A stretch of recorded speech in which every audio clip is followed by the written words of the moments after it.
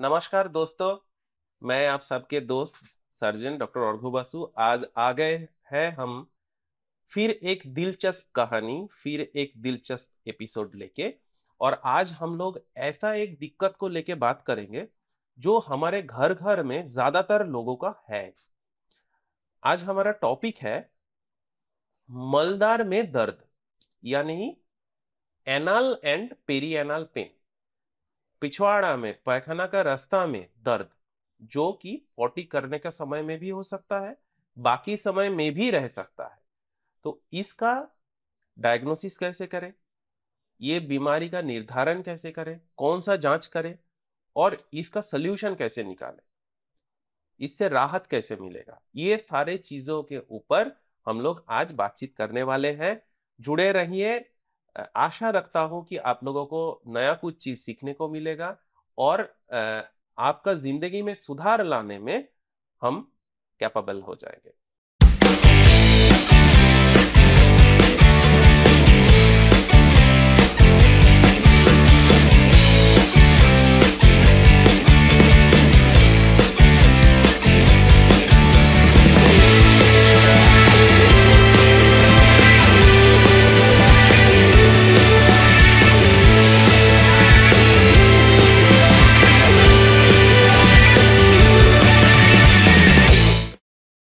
तो देखिए, ये पैखाना का रास्ते में दर्द होना बहुत ही सामान्य लक्षण है।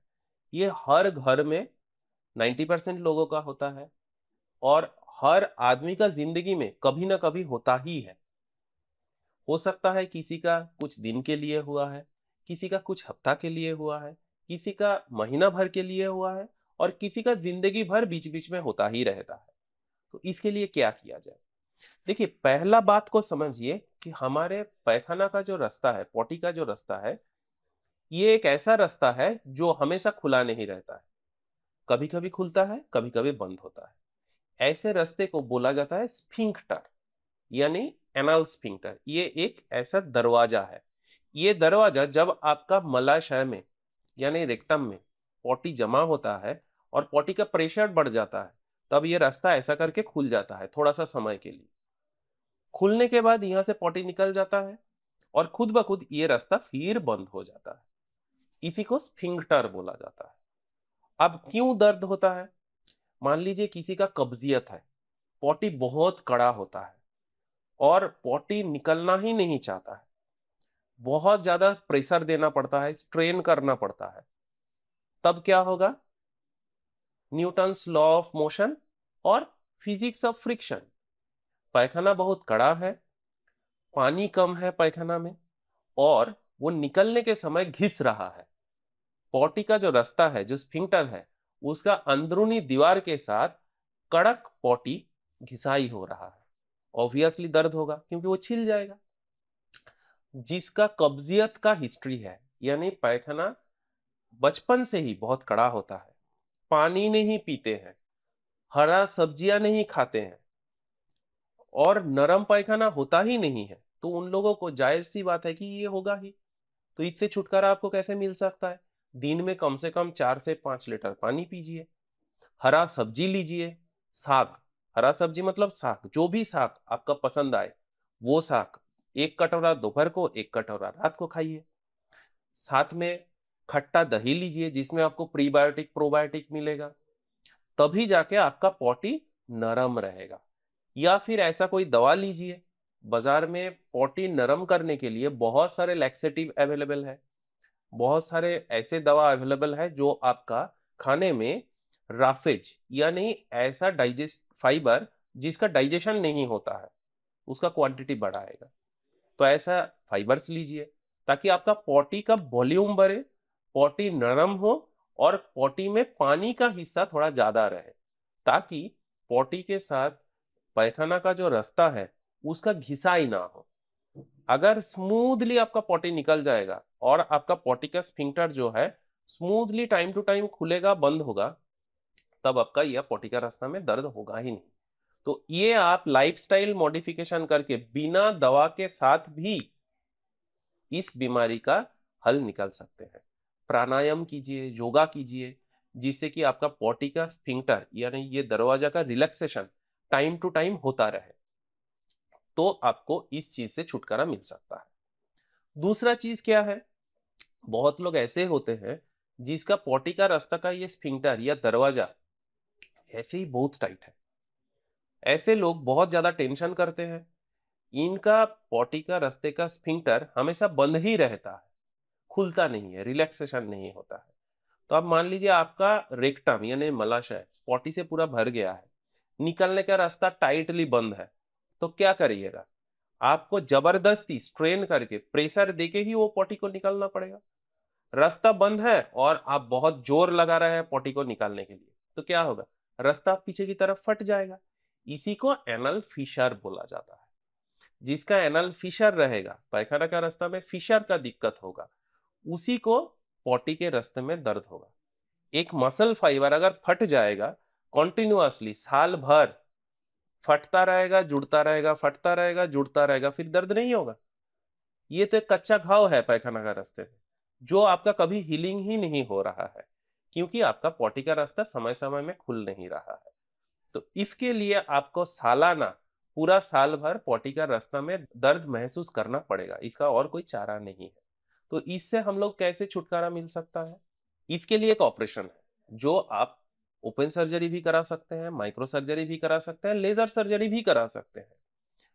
इसको बोला जाता है स्फिंक्टेरोटॉमी, अर्थात पायखाना का रास्ता में जो दरवाजा है उसको स्फिंक्टर बोला जाता है। इस स्फिंक्टर को एक या दो जगह पे हम लोग थोड़ा काट के रिलैक्स कर देते हैं।